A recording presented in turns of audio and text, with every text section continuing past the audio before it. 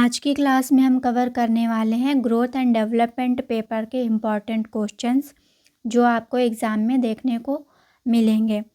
तो देख लेते हैं ये क्वेश्चन कौन कौन से हैं। जीवन सूचकांक की भौतिक गुणवत्ता क्या है? मानव विकास सूचकांक क्या है?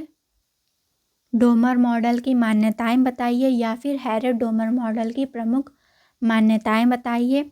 मानव पूंजी निर्माण क्या है या फिर बौद्धिक पूंजी निर्माण क्या है?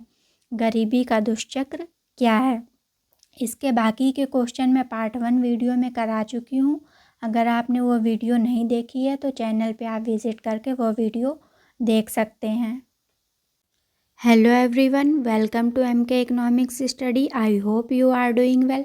तो आज की क्लास में हम कवर करने वाले हैं ग्रोथ एंड डेवलपमेंट के important questions and answers. Growth and development के मैं आप लोगों को 10 शॉर्ट क्वेश्चंस कराऊंगी, जिसमें से 5 to 6 क्वेश्चंस आपको एग्ज़ाम में एज इट इज़ देखने को मिलेंगे। तो ये वीडियो आपके लिए बहुत ही ज़्यादा हेल्पफुल रहने वाली है। आगे आने वाले सभी सेमेस्टर्स के इकोनॉमिक्स के लेक्चर्स आपको इस प्लेटफॉर्म पे मिल जाएंगे। So if you are a student of UG and PG economics तो मेक श्योर आप इस चैनल को सब्सक्राइब कर लें ताकि सभी अपकमिंग वीडियोस के नोटिफिकेशन आपको टाइम पे मिलते रहें और ज़्यादा से ज़्यादा अपने दोस्तों के साथ शेयर करें। तो आइए शुरू करते हैं। आज की क्लास का पहला क्वेश्चन कौन सा है देखते हैं। जीवन सूचकांक की भौतिक गुणवत्ता क्या है या फिर physical quality of life index क्या है? जीवन सूचकांक की भौतिक प्रत्याशा के द्वारा 1979 में मॉरिस टी मॉरिस ने मानवीय विकास को नापने का वैज्ञानिक तरीका प्रस्तुत किया। यानी कि जो PQLI है वो क्या है? मानव विकास को नापने का एक तरीका है जो कि मॉरिस टी मॉरिस ने प्रस्तुत किया था। इन्होंने 23 विकसित एवं विकासशील देशों के संबंध में अपना अध्ययन प्रस्तुत किया था तथा जीवन प्रत्याशा 1 वर्ष की आयु में, शिशु मृत्यु दर तथा आधारभूत साक्षरता, इन तीनों को मिला करके इन्होंने PQLI का निर्माण किया था। जब हम PQLI को फॉर्मूले के रूप में रिप्रेजेंट करते हैं तो इसे कुछ इस तरह से लिखते हैं। PQLI is equal to life expectancy index plus infant mortality index plus basic literacy index divided by 3 × 100। इसे इस तरह से हम फॉर्मूले के रूप में लिखते हैं। इसके 3 इंडिकेटर्स हैं। ये कौन कौन से इंडिकेटर्स हैं? जीवन प्रत्याशा 1 वर्ष की आयु में, शिशु मृत्यु दर 15 वर्ष की आयु में इसे मेज़र करते हैं, आधारभूत साक्षरता। PQLI का जो अधिकतम मूल्य है वो 100 होता है और न्यूनतम मूल्य 0 होता है। जैसे जैसे हम 100 की ओर बढ़ते हैं तो हम बोलते हैं कि एक देश की स्थिति जो है वो अच्छी है, यानी कि इन इंडिकेटर्स में वो अच्छा कर रहे हैं। जैसे जैसे हम 0 की ओर बढ़ते हैं तो ये एक देश की खराब स्थिति को बताता है। इसके सूत्र को हम अंकगणितीय माध्य के रूप में प्रदर्शित करते हैं। जैसा कि आप देख रहे हैं इसे एवरेज फॉर्म में रिप्रेजेंट किया गया है प्लस लगा करके, तो इसे हम बोलते हैं अर्थमेटिक मीन के रूप में प्रेजेंट किया गया है। ये आपका पहला आंसर रेडी होता है। इससे ज़्यादा आपको नहीं लिखना है। ये शॉर्ट आंसर है तो इतना इनफ है आपके लिए। इन आंसर्स में आपको बिल्कुल भी अननेसेसरी चीज़ें नहीं मिलेंगी। बिल्कुल to the point answer ready किया गया है। तो देख लेते हैं हमारा अगला क्वेश्चन क्या है। मानव विकास सूचकांक क्या है? ह्यूमन डेवलपमेंट इंडेक्स क्या है? ये पहले हमारा PQLI आया था, उसके बाद में हमारा ह्यूमन डेवलपमेंट इंडेक्स दिया गया था। एक देश को मानव विकास के आधार पर आंकने के लिए, किसी देश को मानव विकास के रूप में आंकने के लिए ये प्रेजेंट किया गया था। पाकिस्तानी अर्थशास्त्री महबूब उल हक द्वारा SDI को विकसित किया गया था और नोबेल पुरस्कार विजेता अमर्त्य सेन ने भी इसमें काफ़ी योगदान दिया था अपना। 1990 में UNDP United Nation Development Programme द्वारा SDI को स्वीकृति किया गया था। इस सूचकांक से यह पता चलता है कि एक देश विकसित है, विकासशील है या फिर अविकसित है। HDI के 3 सूचकों के आधार पर देशों को 4 भागों में श्रेणीगत किया जाता है। जिस देश की ये तीनों सूचक अधिक होते हैं, यानी कि अच्छा कर रहे होते हैं उन सूचकों में, उसे उच्च श्रेणी में रखा जाता है। इसके 3 इंडिकेटर्स कौन कौन से हैं ये देख लेते हैं हम। पहला है जन्म के समय जीवन प्रत्याशा, यानी कि जो हमारी लाइफ एक्सपेक्टेंसी है बर्थ के टाइम पे, उसे हम देखते हैं। इसे जन्म के समय जीवन जीने की प्रत्याशा द्वारा मापा जाता है। सेकंड इंडिकेटर है एजुकेशन, यानी कि शिक्षा। औसत स्कूली शिक्षा वर्ष एवं प्रत्याशित औसत स्कूली शिक्षा वर्ष के आधार पर इसे मापा जाता है। थर्ड इंडिकेटर है GNP पर कैपिटा। इसे क्रय शक्ति क्षमता सिद्धांत के आधार पर डॉलर मूल्यों में मापा जाता है। क्रय शक्ति क्षमता सिद्धांत क्या है, शायद आप लोगों ने पढ़ा भी होगा, परचेजिंग पावर पैरिटी थ्योरी के बेस पे, यानी कि किसी व्यक्ति के पास कितनी ज़्यादा परचेजिंग पावर है, यानी कि क्षमता है किसी वस्तु को कंज्यूम करने की या फिर उसे खरीदने की। HDI को जब हम लोग फॉर्मूले के रूप में प्रेजेंट करते हैं तो इसे हम इस तरह से लिखते हैं 1/3 इन ब्रैकेट इंडेक्स ऑफ जीवन प्रत्याशा multiplied by index of education, यानी कि शिक्षा, multiplied by GNP per capita. PQLI में हमने यहाँ पे प्लस किया था, इसमें मल्टीप्लाई किया गया है। यहाँ पे ये पॉइंट लिखा भी गया है। इसके सूत्र को हम गुणोत्तर माध्य, यानी कि ज्योमेट्रिक मीन के रूप में प्रदर्शित करते हैं। HDI का जो अधिकतम मूल्य होता है वो 1 होता है और न्यूनतम मूल्य 0 होता है। 2024 में भारत का HDI रैंक जो था वो 193 देशों में से 134वां नंबर था उसका। ये करेंट डाटा है। करेंट डाटा आपके आंसर को अच्छा रिप्रेजेंट करता है और बाकियों से अलग बनाता है। अगर बाकियों से आपको आधा नंबर भी ज़्यादा मिल रहा है तो आपके जो स्कोर है वो इंक्रीज़ करेगा। इसी तरह फॉर्मूले भी आंसर में ज़रूर देना चाहिए, ये आपके आंसर को अलग दिखाता है। तो ये हमारा सेकंड आंसर रेडी हो गया, इससे ज़्यादा आपको नहीं लिखना है। हमारा अगला क्वेश्चन है, ये हम देखते हैं, डोमर मॉडल की मान्यताएं बताइए या फिर हैर डोमर मॉडल की मान्यताएं बताइए। ये आपको क्वेश्चन इस रूप में भी पूछ सकता है और इस रूप में भी पूछ सकता है। जैसा कि आप लोगों ने पढ़ा भी होगा कि हैर डोमर मॉडल अलग अलग नहीं है, एक ही साथ एक ही मॉडल को दिया गया, तो इसे क्वेश्चन के फॉर्म में कैसे भी पूछ सकते हैं।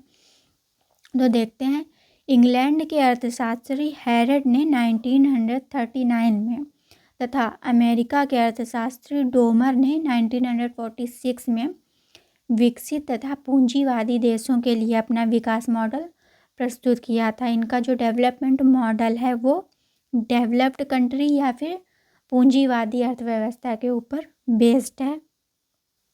इस मॉडल को हम छुरीधार संतुलन या फिर नाइफ एज इक्विलिब्रियम सिद्धांत के नाम से भी जानते हैं। इसकी प्रमुख मान्यताएं निम्नलिखित हैं।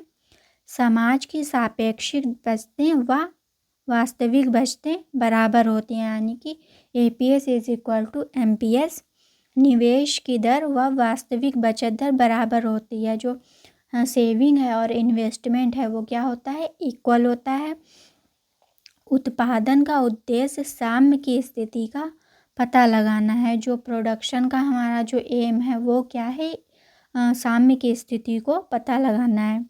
निवेश की दर उत्पादन और आय वृद्धि दर पर निर्भर करती है। अर्थव्यवस्था पूर्ण रोजगार की दशा में है। राज्य हस्तक्षेप का अभाव है, यानी कि गवर्नमेंट का कोई भी इंटरफेरेंस नहीं है इसमें। नेक्स्ट पॉइंट है पूंजी अनुपात और पूंजी उत्पाद अनुपात, यानी कि कैपिटल आउटपुट रेशियो जो है वो कांस्टेंट होता है, स्थिर होता है। यह मॉडल बंद अर्थव्यवस्था पर आधारित है, क्लोज्ड इकोनॉमी में बेस्ड है, यानी कि कोई भी इंपोर्ट और एक्सपोर्ट नहीं हो रहा है यहाँ पे विदेशों के साथ में। परंतु कुछ समय बाद हैरेड ने विदेशी व्यापार को शामिल कर लिया है।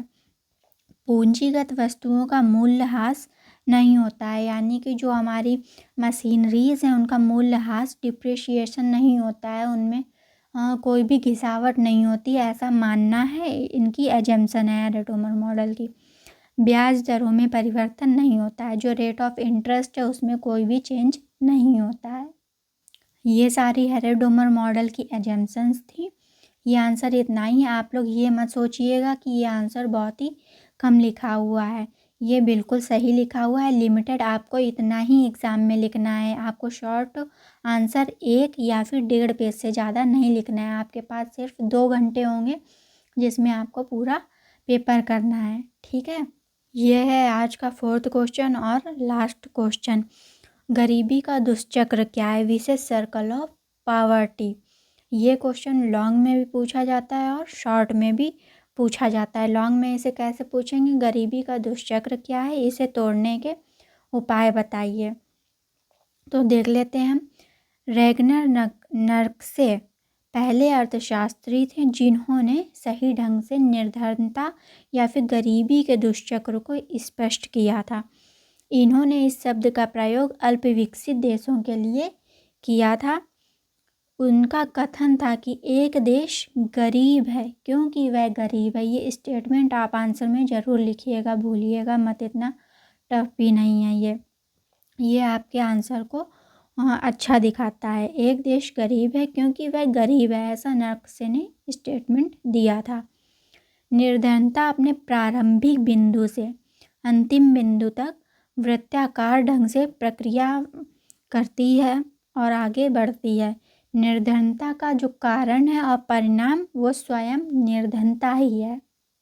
इसको हम डायग्राम से देखते हैं तो आपको बिल्कुल ईजिली समझ में आ जाएगा। यह है इसका डायग्राम। ये है सप्लाई साइड की, हम यहाँ पे बात कर रहे हैं। तो यहाँ पे लो प्रोडक्टिविटी है, उसके बाद में लो इनकम। जब इनकम लो है तो हमारी सेविंग्स भी लो होंगी, सेविंग्स लो है तो हमारे पास इन्वेस्टमेंट करने के लिए भी कुछ नहीं होगा, तो इन्वेस्टमेंट भी लो होगी। जब इन्वेस्टमेंट लो है तो कैपिटल जो फॉर्मेशन है वो भी लो होगा, यानी कि जो पूंजी का निर्माण है वो भी धीमा होगा। जब पूंजी का निर्माण ही नहीं हो रहा है तो हमारी प्रोडक्टिविटी अगेन कम हो जाएगी, लो हो जाएगी। इसी में ही हमारा नेक्स्ट डायग्राम जो है वो डिमांड साइड को रिप्रेजेंट करता है। वो सप्लाई साइड को कर रहा था, ये डिमांड साइड को कर रहा है। डिमांड साइड का यहाँ पे मतलब है जो हमारी मनी के लिए डिमांड है वो कैसी है। तो यहाँ पे लोगों की जब इनकम कम होगी तो वो डिमांड भी कम करेंगे। जाहिर सी बात है, आपके पास अगर पैसा नहीं है तो आप किसी चीज़ को कंज्यूम नहीं कर पाएंगे, किसी चीज़ की डिमांड नहीं कर पाएंगे। जब आप डिमांड ही नहीं करेंगे तो इन्वेस्टमेंट भी नहीं होगा मार्केट में। जब कुछ इन्वेस्टमेंट भी नहीं होगी तो वहाँ पे लो कैपिटल फॉर्मेशन होगा, अगेन लो प्रोडक्टिविटी होगी। और ये सर्कल जो है विशेष साइकिल ऑफ पावर्टी, ये ऐसे ही चलता रहेगा। तो वहाँ पे एक पॉइंट लिखा हुआ था कि उसका कारण और परिणाम दोनों ही निर्धनता है, क्योंकि ये ख़त्म ही नहीं हो रहा है सर्कल। जहाँ से शुरू हो रहा है वहीं पे जाके ख़त्म हो जा रहा है। जब आपको शॉर्ट आंसर में ये क्वेश्चन पूछा जाए तो आप इतना ही लिख करके छोड़ देंगे, इतना इनफ है। स्टार्टिंग में जो इंट्रोडक्शन बताया और बाकी ये दोनों डायग्राम इतना टफ नहीं है, आप इसे देख लीजिए और ऐसे ही बस ये शॉर्ट आंसर आपका कंप्लीट हो जाएगा। जब ये आंसर अगर लॉन्ग में पूछा जाए तो हम क्या करेंगे, जो इंट्रोडक्शन आपने दिया, ये जो डायग्राम है इसे हम लैंग्वेज में भी लिख देंगे, तो ये पूरा 1 पेज हमारा कवर कर लेगा। ये डायग्राम हमने बताया, इसी को ही हम लैंग्वेज में लिख, मैंने यहाँ पे नहीं लिखा है, लेकिन अगर आप लोग को पूछा जाए लॉन्ग में तो आप लोग इसे लिख लीजिएगा। इतने तो आप लोग होशियार हैं कि इसे लैंग्वेज में कन्वर्ट कर लेंगे। कुछ नहीं बताना है, सिर्फ इसी को ही लिख देना है कि जब हमारी इनकम कम होगी उसका परिणाम जो होगा वो डिमांड को कम करेगा। जब डिमांड कम है तो इन्वेस्टमेंट भी कम होगी और कैपिटल फॉर्मेशन भी नहीं होगा, और उसका जो परिणाम होगा वो अगेन लो प्रोडक्टिविटी होगा। इसे आप लैंग्वेज में ऐसे ही लिख देंगे अगर लॉन्ग में पूछा जाता है। तो शॉर्ट में पूछा जा रहा है तो इंट्रोडक्शन दे के आप ये दोनों डायग्राम बना के बस फिनिश कर देंगे आंसर। आगे बढ़ते हैं। इसकी कैरेक्टरिस्टिक्स अगर पूछी जाए, विशेषताएं, लॉन्ग में ये लिखना है आपको। तो प्रोफेसर जॉन कैनन ब्रेथ ने निर्धनता के स्वरूप, दुष्चक्र और कारण की व्याख्या की, यानी कि इन्होंने कुछ विशेषताएं बताई निर्धनता के दुष्चक्र के बारे में। इन्होंने काफ़ी अच्छे अच्छे स्टेटमेंट्स दिए। आप देखिएगा, आप इनको पढ़ लेंगे स्टेटमेंट्स को तो आप भूलेंगे नहीं, आसानी से आपको याद हो जाएंगे। इन्होंने बोला कि लोग गरीब हैं क्योंकि वह गरीब रहना पसंद करते हैं, ये इनका कहना था स्टेटमेंट। दरिद्र प्राकृतिक रूप से गरीब हैं, यानी कि वो पहले से ही प्रकृति ने ही उन्हें गरीब बनाया है, इनका ऐसा कहना है। अगला स्टेटमेंट है इनका, गरीब वर्ग शोषण का परिणाम है, यानी कि इन्होंने बोला है गरीब का जो है वो शोषण हो रहा है, इसलिए वो आगे नहीं बढ़ पा रहा है। अत्यधिक जनसंख्या गरीबी का कारण है। गरीबी अज्ञानता के कारण भी होती है, यानी कि अगर लोग जो हैं वो एजुकेटेड नहीं हैं तो वो गरीब होंगे, ये यहाँ पे बोला जा रहा है। गरीबी का कारण अपर्याप्त पूंजी है, यानी कि जो अल्प विकसित देश हैं उनके पास इतनी पूंजी नहीं है कि वे विकास कर सकें। तो इन्हें आप विशेषताओं में लिख देंगे। अगर ये सेपरेटली शॉर्ट में भी पूछा जाता है आंसर तो आप इंट्रोडक्शन देके ये लिख देंगे। लॉन्ग में पूछा जा रहा तो आप लिखेंगे इसे। अब हम देखते हैं ये जो दुष्चक्र है, गरीबी का सर्कल है, इसे कैसे तोड़ा जाए। तो रैगनर नर्कसे का मत है कि निर्धन राष्ट्रों को अल्प विकसित साम्य की इस अवस्था को एक ना हल होने वाली भाग्य पहली नहीं समझ लेना चाहिए, बल्कि जैसा कि विश्व के कई देशों में देखने को मिलता है, इस दुष्चक्र को तोड़ने के लिए पर्याप्त समाधान उपलब्ध किए जा सकते हैं। ये कह रहे हैं कि इन्हें ये नहीं समझ लेना चाहिए राष्ट्रों को कि ये जो सर्कल है ये टूटेगा ही नहीं, इसके लिए समाधान उपलब्ध हैं काफ़ी सारे, उन्हें अपनाकर हम इस सर्कल को तोड़ सकते हैं। तो इसे कैसे तोड़ा जा सकता है, इसके कुछ प्रयास हैं, देखते हैं हम।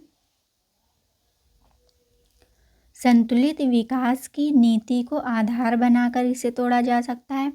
घरेलू क्षेत्र में पूंजी निर्माण को गति देकर इसे तोड़ा जा सकता है। उत्पत्ति साधनों का अनुकूलतम प्रयोग करके, यानी कि जितने भी आपके पास साधन है उनका ऑप्टिमम यूज़ करके हम इसे तोड़ सकते हैं। विकसित तकनीकी को कुछ क्षेत्रों में लागू करना और परंपरागत तकनीकी में सुधार करके इसे हम तोड़ सकते हैं।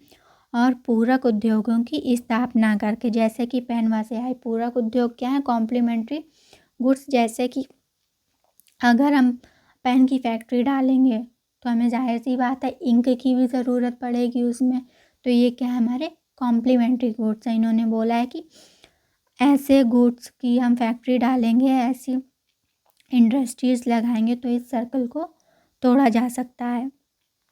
नेक्स्ट है हमारा, उद्योगशीलता की कमी के कारण सरकारी क्षेत्र को बढ़ावा दे करके शिक्षा का प्रसार और संस्थागत व सामाजिक ढांचे में परिवर्तन करके इसे तोड़ा जा सकता है।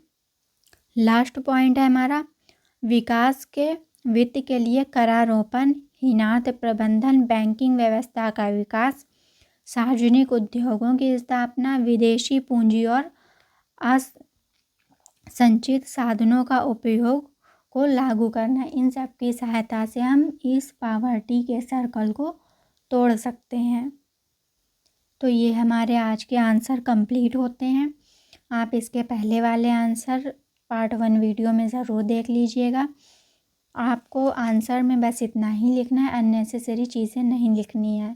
इस बात का ज़रूर ध्यान रखना है आपको कि अपने आंसर में आप डायग्राम और फॉर्मूले का ज़रूर यूज़ करें, इसका अच्छा इम्पैक्ट पड़ता है। जहाँ बाकी लोग सिर्फ थ्योरी लिख रहे होंगे, वहाँ पे आप फॉर्मूले और डायग्राम्स का यूज़ करेंगे तो आपका आंसर जो है वो अलग दिखेगा और एग्ज़ामिनर की नज़र भी जल्दी पड़ेगी, क्योंकि एग्ज़ामिनर के पास इतना ज़्यादा टाइम नहीं होता है कि वो आपके आंसर को पढ़ने बैठेगा। जाहिर सी बात है, वो देखेगा कितना अट्रैक्टिव लग रहा है आपका आंसर और वो उसी के बेस पे ही ज़्यादातर नंबर देते हैं। तो आपको इस बात का खास ध्यान रखना है।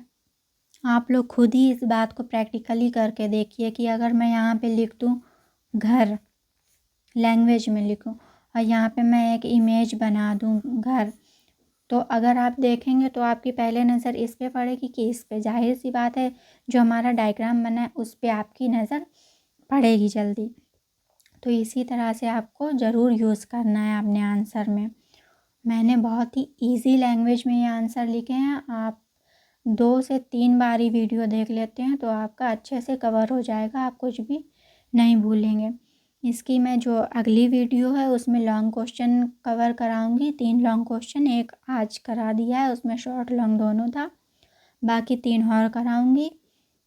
ये 3 वीडियो बस आपको देख लेनी है। मिनिमम आपका ये टाइम लेंगी 1 आवर। तीनों वीडियो को इंक्लूड करके 1 आवर आपका ले रहे हैं। इस 1 आवर में आपका पूरा ग्रोथ एंड डेवलपमेंट के क्वेश्चन कवर हो जाएंगे और आप एग्ज़ाम में अच्छा स्कोर करेंगे। मैक्सिमम 70% आपका आराम से बन जाएगा अगर आप ये तीनों वीडियो को अच्छे से देख लेते हैं और इसी तरह से आंसर को लिखते हैं। तो आज की क्लास में बस इतना ही लिखते हैं। अगली वीडियो आपको कल मॉर्निंग तक मिल जाएगी, लॉन्ग आंसर वाली। अगर आपको वीडियो अच्छी लगी हो तो ज़रूर लाइक करें और अपने दोस्तों के साथ शेयर करें। तो मिलते हैं नेक्स्ट क्लास में। Till then keep watching MK economics study. Thank you so much for watching this class.